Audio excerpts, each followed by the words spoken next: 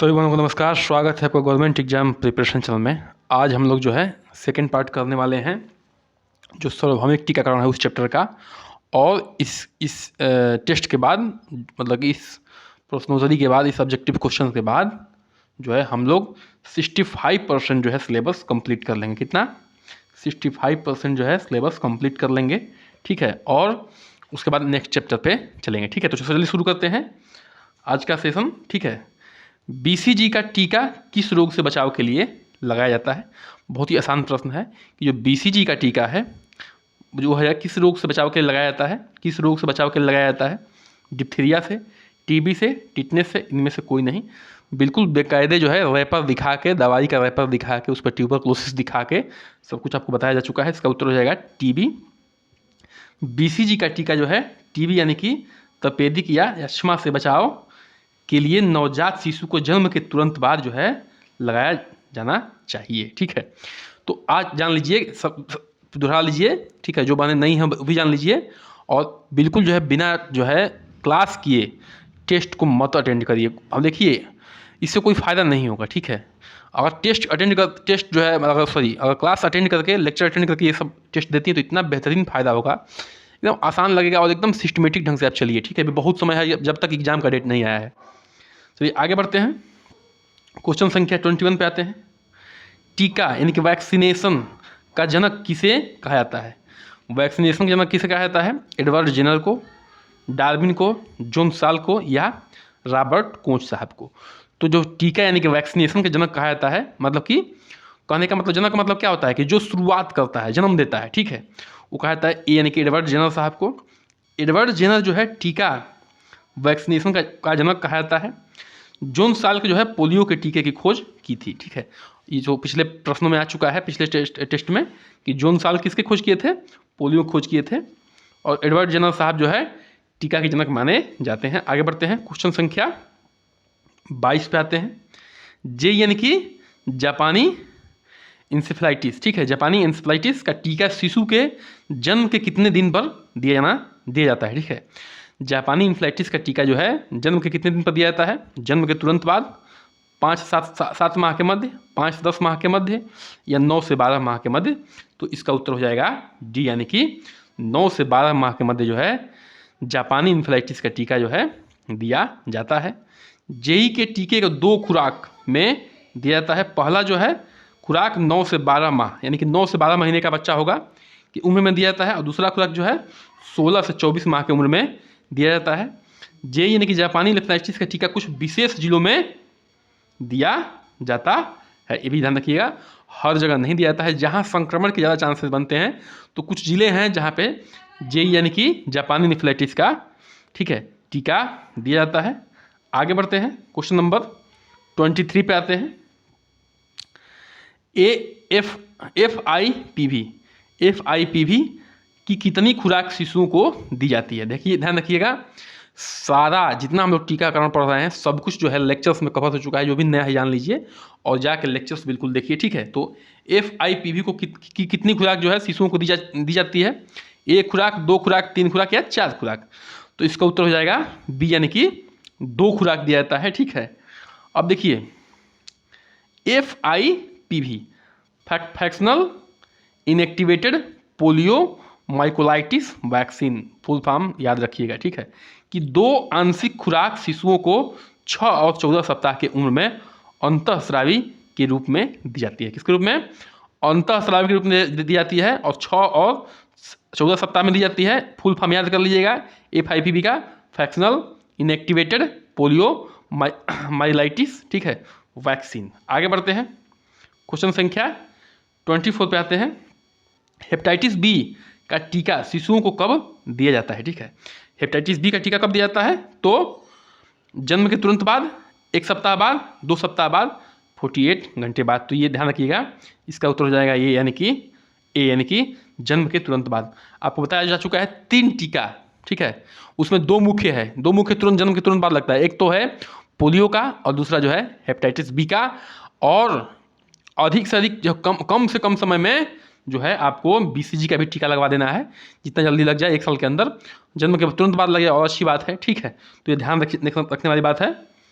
तो hepatitis B का टीका जो है नवजात शिशुओं के जन्म के तुरंत बाद जितनी जल्दी हो सके 24 घंटे के भीतर दिया जाता है। ठीक है, हेपेटाइटिस बी का टीका जो है नवजात शिशु को 24 घंटे के बाद जन्म के 24 घंटे बाद अंदर जितनी जल्दी हो सके दे देना चाहिए। क्वेश्चन संख्या 25 पर आते हैं। ठीक है, रोटा वायरस यानी कि वैक्सीन RVV, ठीक है, कि कितनी खुराक शिशुओं को दी जाती है। ठीक है, चलिए, तो 1 खुराक, 2 खुराक, 3 खुराक, 4 खुराक, इसका उत्तर हो जाएगा सी यानी कि 3 खुराक। शिशुओं को रोटा वायरस वैक्सीन RVV की 3 खुराक क्रमशः 6 सप्ताह पे, ठीक है, कितने सप्ताह पे, 6 सप्ताह पे, 10 सप्ताह पे और 14 सप्ताह पे, ध्यान रखिएगा, 6 सप्ताह पे, 10 सप्ताह पे और 14 सप्ताह पे दिया जाता है। ये शिशुओं को रोटा वायरस डायरिया से सुरक्षा प्रदान करता है। डायरिया, ध्यान रखिएगा, रोटा वायरस किससे सुरक्षा प्रदान करता है? डायरिया सुरक्षा प्रदान करता है। डायरेक्ट क्वेश्चन पूछा जा सकता है, एक एक लाइन इंपॉर्टेंट है। ठीक है, और घुमा फिरा के जैसे मन वैसे तोड़ के पूछा जा सकता है। 1 लाइन का स्टेटमेंट बना के, 2 लाइन का स्टेटमेंट बना के, 3 लाइन का स्टेटमेंट बना के, आपको कंसेप्ट क्लियर होना चाहिए। और कंसेप्ट क्लियर के साथ जो है बार बार रिवीजन करके, मैं रिवीजन पे बार बार फोकस करता हूँ, प्लीज़ नोट्स बना के रिवीजन करिए। ठीक है, मैं अंधे में आप नहीं रखना चाहता, अरे हो जाएगा, आप लोग फोड़ देंगे, तूफानी कर देंगे, कुछ नहीं हो सकता। ठीक है, जब तक आप अपना नोट्स बना के, 60 नोट्स बना के रिवीजन नहीं करेंगी, कुछ भी नहीं हो सकता। क्योंकि ये बायोलॉजी के सब्जेक्ट्स हैं, सोशियोलॉजी के सब्जेक्ट्स हैं, एकदम याद करने वाले हैं, बिना प्रैक्टिस के नहीं याद होंगे, एक बार जान लीजिए। चलिए आगे बढ़ते हैं। यह शिशुओं के रोटा वायरस डायरिया से सुरक्षा प्रदान करता है। कुछ चुनिंदा राज्यों में ये दिया जाता है, ध्यान रखिएगा, हर राज्यों में नहीं दिया जाता है। जहाँ इसका जो है संक्रमण होने के ज़्यादा चांसेज बनते हैं, वहाँ पे ये दिया जाता है। आगे बढ़ते हैं, क्वेश्चन संख्या 26 पे आते हैं।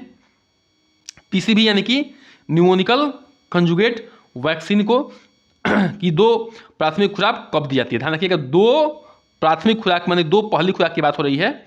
2 और 4 सप्ताह पे, 6 और 14 सप्ताह पे, 9 और 12 सप्ताह पे, या 15 या 20 सप्ताह पे। इसका उत्तर हो जाएगा बी यानी कि 6 और 14 सप्ताह पे पहली 2 खुराक की बात हो रही है, ध्यान रखिएगा। तो PCV यानी कि न्यूमोनिकल कंजुगेट वैक्सीन का टीका जो है शिशु को 6 और 14 सप्ताह की उम्र में 2 प्राथमिक खुराक के रूप में दिया जाता है।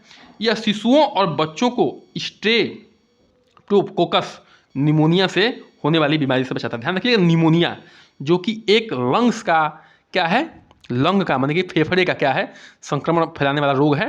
तो ये फेफड़े में जो है संक्रमण हो जाता है इसमें, तो इस जो है 6 और 14 सप्ताह पे दिया जाने वाला PCV का टीका जो है उससे बचाव करता है बच्चे को। आगे बढ़ते हैं, क्वेश्चन संख्या 27 पर आते हैं। ठीक है, पेंटावायलेट वैक्सीन कितनी बीमारियों से बच्चों की रक्षा करता है? ध्यान रखिएगा, पेंटा मैंने बताए थे, पेंटा मैंने कितना क्या होता है, पेंटा मैंने होता है 5। ये थोड़ा बहुत भी आप साइंस पढ़ी होंगी तो इतना जानकारी रखती होंगी कि पेंटा मैंने 5 होता है। ठीक है, तो पेंटावायलेट वैक्सीन जो है कितनी बीमारियों से बच्चों की रक्षा करता है? 2 से, 3 से, 5 से, 7 से। तो सी ऑप्शन हो जाएगा, यानी कि 5 बीमारियों से रक्षा करता है। कौन कौन सी बीमारियां, ध्यान रखिएगा, पेंटावायलेट वैक्सीन जो है बच्चों को 5 बीमारियों से, डिप्थीरिया, टिटनेस, पर्टुसिस जिसको कुकुर खांसी भी कहते हैं, हीमोफिलिस, इन्फ्लुएंजा टाइप B और हेपेटाइटिस B से बचाने के लिए एक संयुक्त टीका है। ध्यान रखिएगा, पेंटावायलेंट वैक्सीन जो है एक संयुक्त टीका है जो 5 रोगों से बचाता है बच्चों को। और इसका खुराक जो है 6, 10 और 14 सप्ताह की उम्र में दी जाती है। इसको आप ध्यान रखिएगा। आगे बढ़ते हैं, क्वेश्चन संख्या किस पे आते हैं?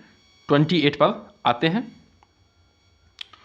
OPV का जो है पूर्ण रूप क्या है? ठीक है, OPV का पूर्ण बताना है, open polio vaccine, oral polio vaccine, oral pertussis vaccine, इनमें से कोई नहीं। ध्यान रखिएगा, OPV माने कि ओरल पोलियो वैक्सीन। ओरल मतलब क्या होता है? मौखिक। तो पोलियो का ड्रॉप 2 बूंद पिलाया जाता है, कहाँ पिलाया जाता है? मुंह में, 2 बूंद। ठीक है, 2 बूंद मुंह में पिलाया जाता है। तो मुंह में पिलाया जाता है तो क्या होगा? ओरल मौखिक होता है तो मुंह में पिलाया जाता है, तो ये ऑप्शन सही हो जाएगा, ओरल पोलियो वैक्सीन। ठीक है, तो इस तरह से आपको थोड़ा सा चीज़ों को कनेक्ट करके भी याद रखना है, और याद होगा क्यों नहीं, जब हम हैं तो जो है कनेक्ट कर ही देंगे। ठीक है, कैसे भी करके आपको याद करा ही देंगे। OPV का पूर्ण रूप जो है ओरल पोलियो वैक्सीन है। यह मुंह में 2 बूंद के रूप में दिया जाता है। शिशु के जन्म के समय दी जाने वाली डोज जो है OPV यानी कि 0 डोज कहलाता है। जो बताए थे कि जो कौन सा, एक पोलियो का टीका जो कि मुंह में दिया जाता है और बच्चे के जन्म के जो है तुरंत बाद दिया जाता है, और एक जो है कौन सा टीका, हेपेटाइटिस B का टीका, और एक DPT वाला। तो कहने का मतलब है कि ये जो है ये तीनों तीनों चीज़ें जो है, ठीक है, तीनों चीज़ें जो है आपको जन्म के तुरंत बाद दिया जाता है, तो इसको आपको याद रखना है, ठीक है। आगे बढ़ते हैं, क्वेश्चन संख्या 29 पर आते हैं। सार्वभौमिक टीकाकरण कार्यक्रम के माध्यम से किन्हें टीका लगाया जाता है? सार्वभौमिक टीकाकरण के माध्यम से किन्हें किन्हें टीका लगाया जाता है? तो गर्भवती महिला को, शिशु को, बच्चों को या उपरोक्त में से सभी। अब इतना पढ़ने के बाद आप जान चुके हैं कि सबको टीका लगाया जाता है, गर्भवती महिला को भी, शिशु को भी, बच्चों को भी, जो है सार्वभौमिक टीकाकरण कार्यक्रम के माध्यम से। तो देख लीजिए, जो सार्वभौमिक टीकाकरण जो है के माध्यम से गर्भवती महिलाओं में, शिशुओं में, बच्चों में टीकाकरण का किया जाता है, यह टीकाकरण कार्यक्रम स्वास्थ्य और परिवार कल्याण मंत्रालय के द्वारा क्रियान्वित किया जाता है। ध्यान रखिएगा, बहुत इंपॉर्टेंट पॉइंट है। और कब शुरू किया गया था सार्वभौमिक टीकाकरण? 1985 में। ये भी पॉइंट इंपॉर्टेंट है, ध्यान रखिएगा, ठीक है। तो आपको जानना चाहिए कि सार्वभौमिक टीकाकरण के माध्यम से बच्चों में, शिशुओं में और गर्भवती महिलाओं में, सब में जो है टीकाकरण किया जाता है, ठीक है। चलिए आगे बढ़ते हैं। मिशन इंद्रधनुष किससे संबंधित है? ठीक है, मिशन इंद्रधनुष किससे संबंधित है? पोषण से संबंधित है, शिक्षा से, चिकित्सा से या टीकाकरण से? तो याद करिए पहला लेक्चर, ठीक है, इस चैप्टर का, उसमें जो है मिशन इंद्रधनुष किससे संबंधित था? तो टीकाकरण से संबंधित था। 4 फेजों में आया था, यह भी याद रखिएगा। मिशन इंद्रधनुष जो है संबंध टीकाकरण से है। इसके अंतर्गत सभी बच्चों और गर्भवती महिलाओं को पूर्ण टीकाकरण करना है, ठीक है। इसके अंतर्गत क्या है? सभी गर्भवती महिलाओं को और बच्चों को जो है पूर्ण रूप से टीकाकरण करना है मिशन इंद्रधनुष के तहत। आगे बढ़ते हैं, क्वेश्चन संख्या 31 पर आते हैं। मिशन इंद्रधनुष की शुरुआत कब हुई थी? बेहद इंपॉर्टेंट क्वेश्चन है, ठीक है। तो 2014 में, 15 में, 2016 में, 2018 में। तो इसका उत्तर हो जाएगा आपका ये ऑप्शन, यानी कि 2014 में। मिशन इंद्रधनुष को सुशासन दिवस के अवसर पर 25 दिसंबर 2014 को प्रारंभ किया गया था। 25 सुशासन दिवस के अवसर पर 25 दिसंबर 2014 को प्रारंभ किया गया था। इस मिशन का उद्देश्य जो है सभी गर्भवती महिलाओं और बच्चों को का पूर्ण टीकाकरण करना है। क्या करना है? सभी गर्भवती महिलाओं को और बच्चों का क्या करना है? पूर्ण टीकाकरण करना है। इस कार्यक्रम के में 7 रोगों से संबंधित निवारणीय टीके शामिल हैं। ध्यान रखिएगा कि मिशन इंद्रधनुष में कितने टीकों से निवारण शामिल है? 7 रोगों से संबंधित निवारणीय टीके शामिल हैं। आगे बढ़ते हैं, क्वेश्चन संख्या 32 पर आते हैं। देखिए, जो रेबीज रोधी टीके की खोज किसने किया था? रेबीज होता है खासतौर से पागल, जो रेबीज इन्फेक्टेड हो जाते हैं, पागल कुत्ते, पागल बिल्ली, पागल बंदर, इनके काटने से जो है रेबीज के होने के चांसेस बहुत बनते हैं, ठीक है। तो इसकी रोधी खोज मतलब इसके जो है बचाव के लिए किसने खोज किया था? अलेक्जेंडर फ्लेमिंग ने, जो है ऑप्शन है, एडवर्ड जेनर ने, रॉबर्ट कोच ने या लुईस पास्चर ने। तो इसका उत्तर हो जाएगा डी, यानी कि लुईस पास्चर साहब ने रेबीज रोधी टीके की खोज किया था। अब देख लेते हैं इसके बारे में। रेबीज रोधी टीके की खोज जो है फ्रांसीसी वैज्ञानिक लुईस पास्चर ने की थी। किसी पागल जानवर के काटने से 72 घंटे के अंदर जो है रेबीज रोधी टीका लगवाना आवश्यक है। इसके काटने के बाद जो है आप डॉक्टर से संपर्क करेंगे तो वो बताएगा, ठीक है, लेकिन 72 घंटे के अंदर आपको उससे संपर्क करना जरूरी है, ठीक है। पहले तो आप वहाँ पे जहाँ पे काट रहा है, कुत्ता काट रहा है, बिल्ली काट रहा है, जो भी काट रहा है या पंजा मार रहा है, ब्लड आ रहा है, तो उसको सबसे पहले जो है 15 मिनट तक, ठीक है, 15 मिनट तक धुलिए वहाँ पे। 15 मिनट तक जो है उस चीज़ को धुलिए साबुन से, ठीक है, साबुन से धुलिए और रनिंग वाटर से धुलिए। रनिंग वाटर मतलब कि जो टैप वाटर नल से पानी गिर रहा है उस वाटर से धुलिए, जो भी वायरस है वो निकल जाएगा। उसके बाद जो है डॉक्टर से संपर्क करिए और जिस हिसाब से काटा होगा उस हिसाब से डॉक्टर जो है आपको इंजेक्शन लिखेगा और उस हिसाब से इंजेक्शन लगेगा आपको, ठीक है। टीटी का सुई पहले लगवा लीजिए, ठीक है, तो उसके बाद जाइए, 1 दिन बाद जाइए तो ज़्यादा सही रहेगा। 72 घंटे के अंदर जो है उसको इंजेक्शन लगवाना होता है। आगे बढ़ते हैं, क्वेश्चन संख्या 33 पर आते हैं। गहन मिशन इंद्रधनुष का शुभारंभ कब किया गया था? अब ध्यान रखिएगा, मिशन इंद्रधनुष नहीं है, गहन मिशन है, ध्यान रखिएगा, गहन गहन इंटेंसिफाइड, याद करिएगा, आपको सब कुछ पढ़ाया जा चुका है, ठीक है, कंफ्यूज मत होइएगा। तो गहन मिशन इंद्रधनुष का शुभारंभ कब किया गया था?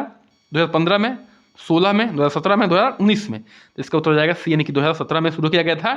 गहन मिशन इंद्रधनुष का शुभारंभ प्रधानमंत्री नरेंद्र मोदी द्वारा अक्टूबर 2017 में किया गया था। इसके उद्देश्य टीकाकरण कार्यक्रमों को तेज करना था। क्या करना था? जो टीकाकरण का कार्यक्रम था इसका उद्देश्य जो है और तेज करना था, जिससे 2 वर्ष में प्रत्येक गर्भवती महिला और बच्चा जो है बच्चों तक पहुंचना सुनिश्चित हो सके। क्या हो सके?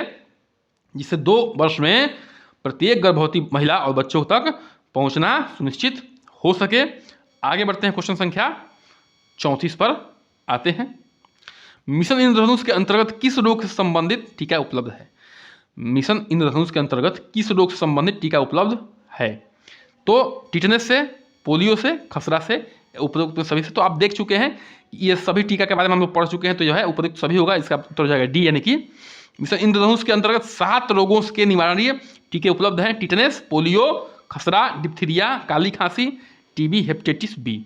7 रोग हैं, ध्यान रखिएगा। मिशन इंद्रधनुष के अंतर्गत टिटनेस है, पोलियो है, खसरा है, डिप्थीरिया है, काली खांसी है, टीबी है, हेपेटाइटिस बी है। ठीक है, अब एकदम जो है इतना करने के बाद आपको जब चीज़ों को जो है एकदम क्लियरिटी आ जानी चाहिए। अब तक आगे बढ़ते हैं, क्वेश्चन संख्या 35 पर आते हैं। ठीक है, चलिए, निम्नलिखित में से कौन सा रोग टीकाकरण द्वारा नियंत्रित नहीं किया जा सकता? कौन सा रोग जो है टीकाकरण द्वारा नियंत्रित नहीं किया जा सकता? टीकाकरण में क्या था कि हम लोग जो है पहले बच्चे के इम्यून सिस्टम को बूस्ट करते थे, और इम्यून सिस्टम को बूस्ट होता था मतलब कि प्रतिरक्षण क्षमता बढ़ जाती थी, और वह रोगों से लड़ने में, बाहरी संक्रमण से लड़ने में क्या होता था, सक्षम हो जाता था। तो इसमें देखिए नहीं की बात हो रही है, कौन से जो है रोगों का टीकाकरण के माध्यम से नियंत्रित नहीं हो सकता है? तो डिप्थीरिया है, हेपेटाइटिस बी है, मधुमेह है, या पोलियो है, तो सी है। बाकी आप लोग देख चुके हैं, डिप्थीरिया का टीका लगता है, हेपेटाइटिस बी का लगता है, पोलियो का लगता है, लेकिन मधुमेह यानी कि शुगर का टीका जो है का नहीं लगता है। ठीक है, तो दिए गए विकल्पों में डिप्थीरिया, हेपेटाइटिस बी, पोलियो को हम टीकाकरण के माध्यम से नियंत्रित कर सकते हैं, किंतु मधुमेह का टीकाकरण के माध्यम से नियंत्रित नहीं किया जा सकता। इस बात को ध्यान रखना है आपको। क्वेश्चन संख्या 36 पर आते हैं हम लोग। ठीक है, चलिए, सार्वभौमिक प्रतिरक्षण कार्यक्रम यूपीआई, ठीक है, यूपीआई कितने बीमारियों से सुरक्षा प्रदान करता है? तो जो सार्वभौमिक टीकाकरण है ये अलग है, इंद्रधनुष अलग है, ध्यान रखिएगा। ठीक है, सार्वभौमिक जो है 1985 में आया था, इंद्रधनुष 2014 में आया था। ठीक है, तो ये ध्यान रखिएगा। तो सार्वभौमिक प्रतिरक्षण टीकाकरण कार्यक्रम जो है रोकथाम योग्य 12 बीमारियों से के खिलाफ बच्चों और गर्भवती महिलाओं की मृत्यु दर तथा रुग्णता को रोकता है। कितने रोगों को? 12 रोगों को। तो उत्तर हो जाएगा डी ऑप्शन, यानी कि 12। सार्वभौमिक जो है प्रतिरक्षण कार्यक्रम 12 बीमारियों से जो है सुरक्षा प्रदान करता है। कृपया करके भाइयों चैनल को सब्सक्राइब कर दीजिए, लाइक करिए, शेयर करिए, कमेंट करिए। सेशन कैसा लग रहा है आप जो है बिल्कुल बताइए। ठीक है, और कम से कम समय में हम अधिक से अधिक देने का प्रयास करते हैं। आप लोग देखते हैं बिना समय गंवाए, बिना मजाक किए, क्योंकि मजाक करने के लिए और भी जगह होता है, खाली फालतू टाइम वेस्ट करने के लिए आपकी एकदम पॉइंट टू पॉइंट बात होती है। तो इतना हम कह सकते हैं कि चैनल को सब्सक्राइब कर दीजिए। ठीक है, चलिए आगे बढ़ते हैं आज के अंतिम क्वेश्चन पे, 37 पे। कोविड-19 टीकाकरण अभियान भारत में कब शुरू किया गया? ठीक है, तो जनवरी 2022 में, 2020 में, जनवरी 2021 में, फरवरी 2020 में, या फरवरी 2021 में? तो इसका उत्तर हो जाएगा बी, यानी कि जनवरी 2021 में। जनवरी 2021 में भारत में सबसे बड़ा टीकाकरण का अभियान जो है शुरुआत किया गया। कोविड-19 का जो है पहला टीका भारत में एम्स के सफाई कर्मी मनीष कुमार को लगाया गया। ध्यान रखिएगा, ये भी नाम इंपॉर्टेंट है। जो एम्स के सफाई कर्मी हैं मनीष कुमार जी, इनको लगाया गया था पहला टीका, और यह है जनवरी 2021 से कोविड का जो है सबसे बड़ा अभियान टीकाकरण का भारत में शुरू किया गया था। चलिए, बिल्कुल सेशन अच्छा लगा होगा, हमें पूरा विश्वास है। इसी के साथ आज के सेशन को करते हैं समाप्त। हमारे साथ बनने के लिए बहुत बहुत धन्यवाद। नमस्कार, जय हिंद। कृपया करके चैनल को सब्सक्राइब कर दीजिए। चलिए, नमस्कार, जय हिंद।